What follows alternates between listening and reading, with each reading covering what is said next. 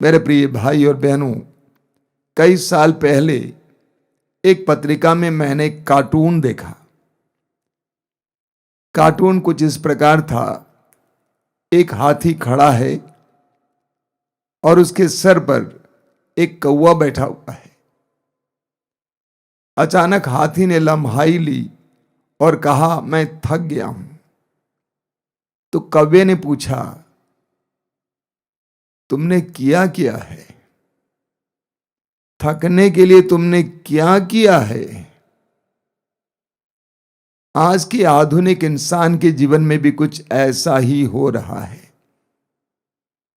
अच्छे से अच्छा भोजन करने के बाद, बढ़िया से बढ़िया वस्त्र पहनने के बाद, कम से कम व्यायाम करने के बाद भी वो अपने में थकान महसूस करता है। कभी कभी लोग बोलते भी हम थक गए हैं। ये कैसी थकान है? ये आत्मिक थकान है, स्पिरिचुअल एग्जॉर्शन। एक पेड़ के अंदरूनी भाग खत्म होने के बाद उस पेड़ में कितना दम रहेगा, कितनी हरियाली रहेगी, कितना वो फल देगा। जब हमारे अंदर भी अंदर से ऊर्जा समाप्त हो जाती है तो हमारे अंदर थकान आ जाती है। यह एक आध्यात्मिक थकान है, आत्मिक थकान है, स्पिरिचुअल एग्जॉर्शन है। प्रार्थना हमारे आध्यात्मिक थकान को मिटाती है। प्रार्थना हमें शक्ति से, ऊर्जा से भर देती है। सुसमाचारों में हमें पढ़ने को मिलता है कि प्रभु यीशु अपने शिष्यों को छोड़कर बड़े सवेरे उठकर एकांत में जाकर प्रार्थना किया करते थे। उस एकांत में जहां कोई नहीं था, निर्जन प्रदेश में, अब अंधेरा ही था, प्रभु यीशु क्या कर रहे थे? ऊर्जा प्राप्त कर रहे थे। पिता की ओर से उनकी ओर ऊर्जा बह रही थी, सामर्थ्य बह रहा था, ज्ञान बह रहा था, प्रेम बह रहा था, शांति बह रही थी। बड़े सवेरे प्रभु मानो इकट्ठा कर रहे थे, सामर्थ्य बटोर रहे थे, शक्ति प्राप्त कर रहे थे। हमारे आश्रम में बहुत सारे भाई बहन आते हैं दूर दूर से। मैं मुश्किल से 10-15 मिनट उनसे बात करता हूं। उसके बाद मैं कहता हूं कि आप अधिकतर समय प्रार्थना में बिताइए। प्रार्थना में बिताने के बाद वे कहते हैं कि हमको लगता है कि हम भर गए हैं, ऊर्जा मिल गई है, शांति मिल गई है। हमें इस्यास नबी के ग्रंथ के अध्याय 40 उसके वाक्य 30 और 31 में इस प्रकार पढ़ने को मिलता है, जवान भले ही थक कर चूर हो जाएं और फिसल कर गिर पड़ें, किंतु प्रभु पर भरोसा रखने वालों को नई स्फूर्ति मिलती रहती है। वे गरुड़ की तरह अपने पंख फैलाते हैं, वे दौड़ते रहते हैं किंतु थकते नहीं, वे आगे बढ़ते हैं पर शिथिल नहीं होते। वचन में लिखा हुआ है, जवान भले ही थक कर चूर हो जाएं और फिसल कर गिर पड़ें, किंतु प्रभु पर भरोसा रखने वालों को नई स्फूर्ति मिलती रहती है। इसका अंग्रेजी में अनुवाद है, those who wait for the lord. प्रभु पर भरोसा रखने वाले नहीं, those who wait for the lord, यानी प्रभु की प्रतीक्षा में जो रहते हैं, यानी जो प्रभु के साथ जुड़े हुए होते हैं, जो प्रार्थना में समय बिताते हैं, उनके बारे में बताया गया है उन्हें नई स्फूर्ति मिलती रहती है। एक एक पल जो आप प्रार्थना में बिताते हैं, वे पल ऐसे हैं जब आपकी ओर ईश्वर का सामर्थ्य बहता है, ईश्वर की शक्ति बहती है। जो प्रभु के साथ जुड़े रहते हैं, प्रभु की प्रतीक्षा में रहते हैं, प्रभु पर भरोसा रखते हैं, वे नई स्फूर्ति प्राप्त करते रहते हैं प्रति पल, प्रति दिन। आगे क्या लिखा हुआ है, वे गरुड़ की तरह अपने पंख फैलाते हैं, वे गरुड़ की तरह अपने पंख फैलाते हैं, वे सामर्थ्यवान हो जाते हैं, वे दौड़ते रहते हैं किंतु थकते नहीं। उनके अंदर सामर्थ्य रहता है, शक्ति रहती है, कितना भी काम करे थकते नहीं है। क्यों? अंदर ऊर्जा है, अंदर सामर्थ्य है। वे आगे बढ़ते हैं पर शिथिल नहीं होते हैं, बड़ी तेजी से आगे बढ़ते हैं, शिथिल नहीं होते हैं, भटकते नहीं हैं, गिड़गिड़ाते नहीं हैं, मार्ग से अलग नहीं जाते हैं। वे दौड़ते रहते हैं, थकते नहीं, वे आगे बढ़ते हैं पर शिथिल नहीं होते हैं। कौन? जो प्रभु पर भरोसा रखने वाले होते हैं, जो प्रभु की प्रतीक्षा में होते हैं, जो प्रभु के साथ जुड़े हुए होते हैं। हम प्रभु यीशु के शिष्यों को उदाहरण लेंगे। आप जानते हैं प्रभु यीशु की मृत्यु के बाद वे टूट गए थे, उनके सारे सपने चकनाचूर हो गए थे। प्रभु के पुनरुत्थान के बाद उनके अंदर ताजगी आ गई, जान आ गई, और प्रभु ने उनसे कहा प्रेरित चरित्र अध्याय 1 वाक्य 4 और 5 में कि तुम पवित्र आत्मा की प्रतीक्षा में रहोगे। आगे हम पढ़ेंगे प्रेरित चरित्र के अध्याय 1 वाक्य 14 में कि वे मां मरियम और अन्य नारियों के साथ प्रार्थना में समय बिताए। करीब 10 दिन तक वे लगातार प्रार्थना में लीन रहे, प्रार्थना में लीन रहे, और उसका नतीजा प्रेरित चरित्र अध्याय 2 में आप पढ़ेंगे। प्रार्थना के अंत में क्या होता है? पवित्र आत्मा उनके ऊपर आग के जीवों के रूप में उतर आता है।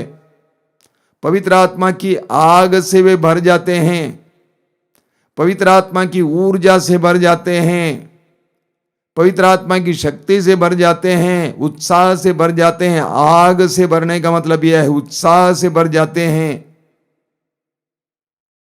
प्रेरित चरित्र अध्याय 1 वाक्य 8 में प्रभु ने उनसे कहा था, जब पवित्र आत्मा तुम पर उतरेगा तो तुम्हें सामर्थ्य मिलेगा, मेरे साक्षी बनने के लिए सामर्थ्य मिलेगा। और सचमुच ऐसा ही हुआ। प्रार्थना, लंबी प्रार्थना के बाद जब पवित्र आत्मा से वे भर गए, वे पूरी तरह से बदल गए। जो डरे हुए थे उनका डर मिट गया, जो अपने भविष्य के बारे में बहुत ज्यादा महत्वाकांक्षी थे वो मिट गया, जो अशांति थी वो मिट गई। वे पूरी तरह से सामर्थ्यवान हो गए, शक्ति से भर गए। कई वर्ष पहले मैं एक सिस्टर को जानता था, एक धर्म बहन को जानता था। जब वे मेरे पास आए उन्होंने कहा कि ऐसा है कि मैं सुबह उठ नहीं पाती हूं। कॉन्वेंट में, मठ में सुबह सुबह उठकर बहनें प्रार्थना करती हैं, मैं नहीं कर पाती थी। मुझे बहुत थकान महसूस होती थी और मैं सो जाती थी। और जब भी मुझसे पूछा गया कि ऐसा क्यों है तो मैं बोला करती थी कि मुझे लो प्रेशर है। वे इस तरह सोती थी कि लोगों ने उसको नाम दिया कि सिस्टर लो प्रेशर। अब वही सिस्टर एक करिश्माई साधना में भाग लेने गई, वे पवित्र आत्मा से भर गई। उसके बाद वो लो प्रेशर नहीं रही, उसके बाद वो हाई प्रेशर हो गई, यानी बहुत एक्टिव हो गई, सक्रिय हो गई। उसके अंदर सामर्थ्य आ गया। बहुत सारे लोगों के अंदर सामर्थ्य नहीं है, बहुत स्लो होते हैं, धीरे से चलते हैं, धीरे से काम होता है, बहुत स्लो, डैम स्लो। करने की इच्छा नहीं होती है, पता नहीं कैसे दिन भर सोए रहते हैं, टीवी के सामने बैठे रहते हैं, नशे में रहते हैं, जीने की ललक नहीं होती है। आप जानते हैं कि हमारे आश्रम में दर्शन भवन में लगातार आराधना चलती रहती है। कुछ क्षणों के लिए सफाई के लिए आराधना बंद की जाती है, वरना आराधना चलती रहती है। और रात्रि में जागरण के लिए हमारे कई गांवों से बहनें आती हैं, प्रार्थना के लिए आती हैं, प्रार्थना करती हैं। एक साथ 4-4 जन, 5-5 जन, 10-10 जन बैठते हैं। रात भर प्रार्थना करने के बाद उनसे पूछा जाता है कि कैसा लगता है। वे बोलते हैं कि हमें नई ऊर्जा मिल जाती है, ऐसा लगता है कि जैसा कि हम कुछ बटोर रहे हैं। वहां पे प्रार्थना के द्वारा हमें नई ऊर्जा मिल जाती है। मत्ती के समाचार के अध्याय 4 में, उसके वाक्य 4 में प्रभु यीशु कहते हैं, मनुष्य केवल रोटी से ही नहीं जीता है, बल्कि परमेश्वर से मुख से निकलने वाले हर एक वचन से जीता है। मनुष्य केवल रोटी से ही नहीं जीता है, बल्कि परमेश्वर के मुंह से निकलने वाले हर एक वचन से जीता है। इस बात को भूलना नहीं प्रभु यीशु ये बात अपने 40 दिन और 40 रात के उपवास और प्रार्थना के बाद घोषित की। ये उनकी घोषणा 40 दिन और 40 रात की प्रार्थना के बाद हुई है। प्रभु क्या बताना चाहते हैं? सामर्थ्य, शक्ति तुम्हें सिर्फ रोटी से नहीं मिलती है। शक्ति और सामर्थ्य के लिए हमें ईश्वर की ओर अपने हृदय और मन को उठाने की जरूरत होती है। जानवर सिर्फ खाने से संतुष्ट होता है, लेकिन हम मनुष्य हैं, हम खाने से ही संतुष्ट नहीं हो सकते हैं।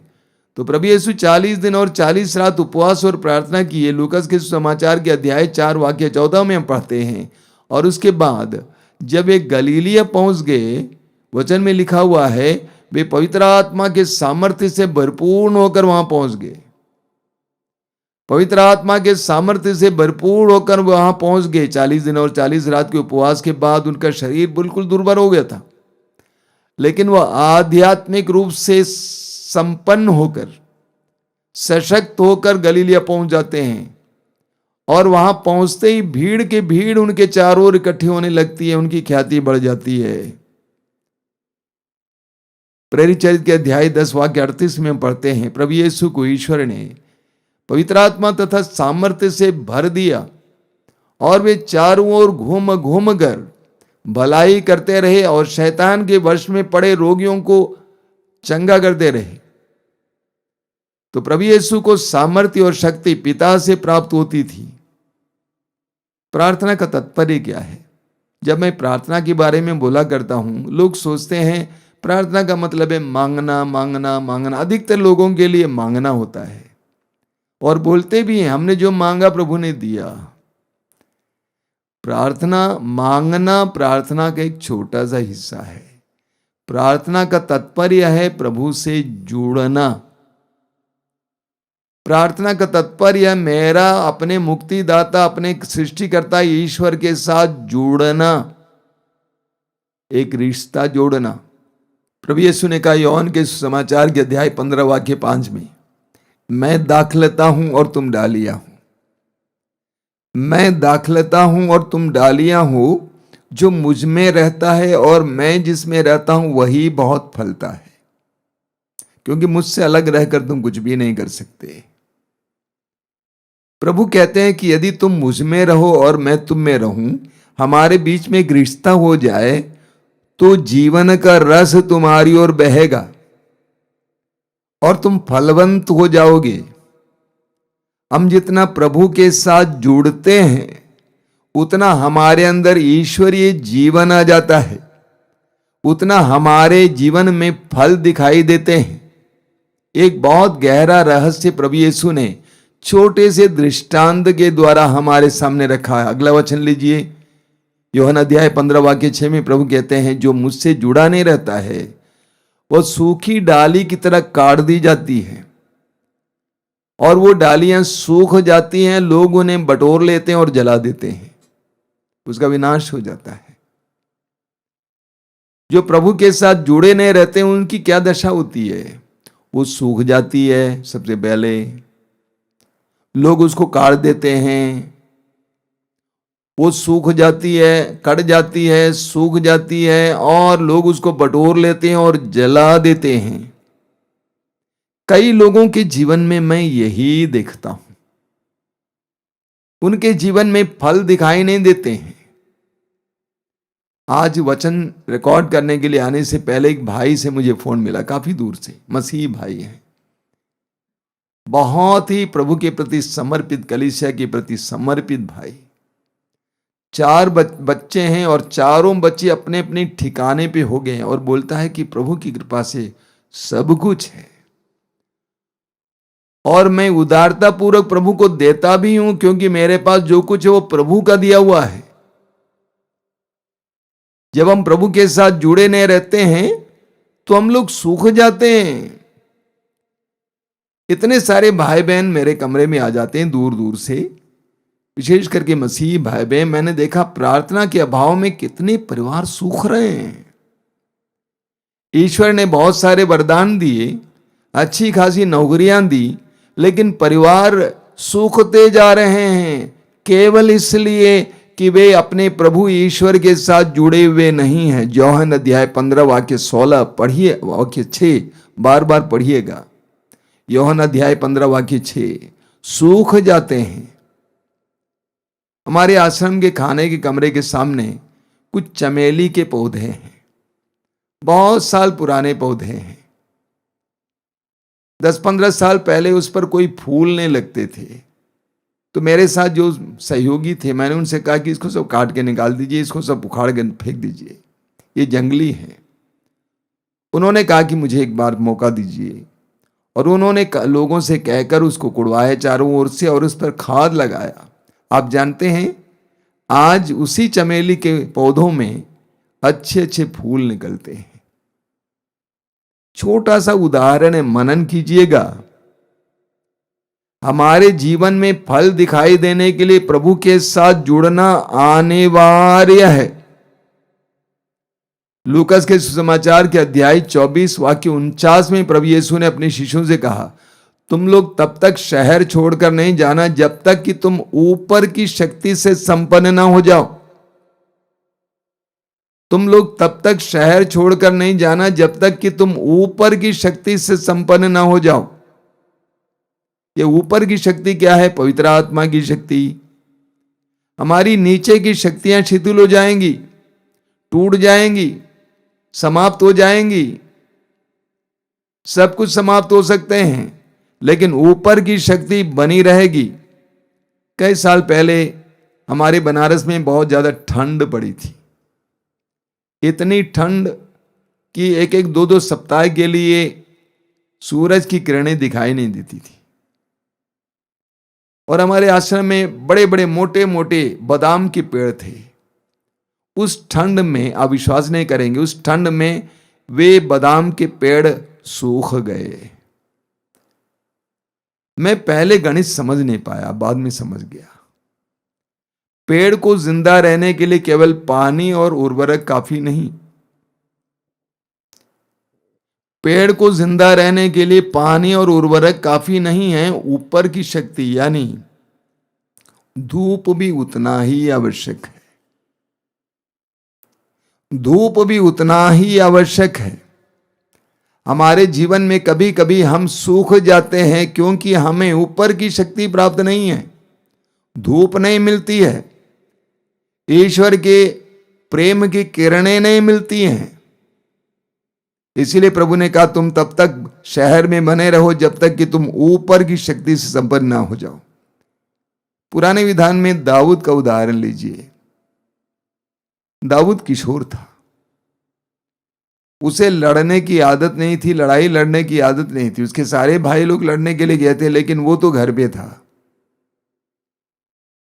लेकिन उस दाऊद ने, हम पढ़ेंगे सामुएल के पहले ग्रंथ के अध्याय 17 में, दाऊद ने गोलियत जैसे एक योद्धा को, बहुत बड़े योद्धा को मार गिराया चिकने पत्थर के सहारे। ये ऊपर की शक्ति है, ये दैविक शक्ति है, ये आंतरिक शक्ति है, ये ईश्वर के द्वारा दिया गया सामर्थ्य है। मेरे प्रिय भाई और बहनों, विशेष करके मेरे छोटे भाई और बहनों, आप में से कई लोग काफी प्रतिभावान होंगे, आपके पास कई प्रतिभाएं हैं, आप पढ़े लिखे होंगे, क्वालिफाइड होंगे। काफी नहीं है। आपको ऊपर की शक्ति की जरूरत है, आपको दैविक शक्ति की जरूरत है, ईश्वरीय सामर्थ्य की जरूरत है। तभी आपके जीवन में आपको सफलता देखने को मिलेगी। जकरिया के ग्रंथ के अध्याय 4 उसके वाक्य 6 में हम पढ़ते हैं। नबी जकरिया का ग्रंथ अध्याय 4 वाक्य 6 में एक बहुत सुंदर गीत है ना, न शक्ति से न तो बल से पर तेरे आत्मा के द्वारा। शारीरिक शक्ति से नहीं, भौतिक बल से नहीं, बल्कि पवित्र आत्मा के सामर्थ्य से। बहुत सारे लोग इस दुनिया में इसलिए शारीरिक रूप से भी बीमार हैं, मानसिक रूप से भी बीमार हैं, क्योंकि वे अंदर से खोखले हैं। अंदर से खोखले हैं, अंदर की ऊर्जा नहीं है। जब पेड़ के अंदर का हिस्सा सूख जाता है तो पेड़ पर बहुत कम फलते हैं, फल देखने को मिलते हैं, बहुत कम हरियाली होती है। हमारी भी कुछ ऐसी दशा है। इसलिए मैं प्रार्थना पर बहुत जोर देता हूं। प्रार्थना के द्वारा प्रभु के साथ जुड़ने के बाद मनुष्य के अंदर सामर्थ्य आ जाता है। एक बात मैं बार बार बोलता हूं, आपने सुना भी होगा कि हर बार जब आप प्रार्थना में समय बिताते हैं वो आपके खाते में लिखा जाता है। एक एक मिनट जो आप प्रार्थना में बिताते हैं वो आपके खाते में जाता है। आप उसके द्वारा संपन्न हो जाते हैं, आप उसके द्वारा धन बटोरते हैं।